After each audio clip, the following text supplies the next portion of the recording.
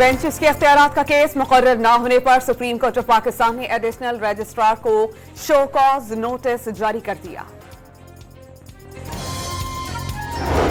Islamabad high court ने बानी PTI को जेल सहूलियात से मुतालिक दरख्वास्त पर नोटिस जारी कर दिया। अडियाला जेल को नुमाइंदे को आइंदा समाअत पर पेश होने की हिदायत। नौमुंतखब अमरीकी सदर डोनाल्ड ट्रंप ने गजा जंग बंदी तारीखी कामयाबी का नतीजा और मशरिक़ वस्ता में अमन की जानिब पहला कदम करार दे दिया। अफगानिस्तान से अमरीकी फौजी साजो सामान के वापसी के ख्वाहिशमंद। नौमुंतखब अमरीकी सदर डोनाल्ड ट्रंप आज हलफ उठाएंगे। वाशिंगटन में शदीद सर्दी, पारा -11 डिग्री सेंटीग्रेड तक गिरने की पेशगोई।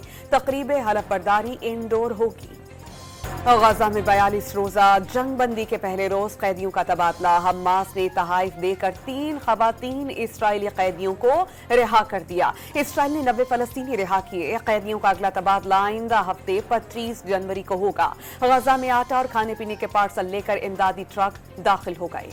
फलस्तीनी कैदियों का मगरबी किनारे पहुंचने पर वालिहाना इस्तकबाल। हजारों फलस्तीनी सड़कों पर निकल आए। आतिशबाजी का मुजाहरा किया गया। मिठाई तकसीम की गई। गजा में हमास के कारकुनान सड़कों पर नजर आए। मज़ाहमत कार, पिकअप्स और ट्रक्स में गश्त करते दिखाई दिए। कराची में नन्हे सारिम अगवा केस में अहम पेशरफ्त। CIA का बैतुल अनम पर छापा। 2 मुश्तबा अफराद हिरासत में।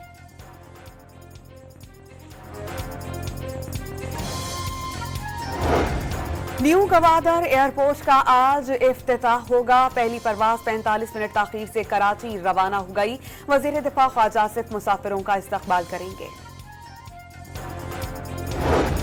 और भारतीय जैवलिन स्टार नीरज चोपड़ा शादी के बंधन में बंध गए।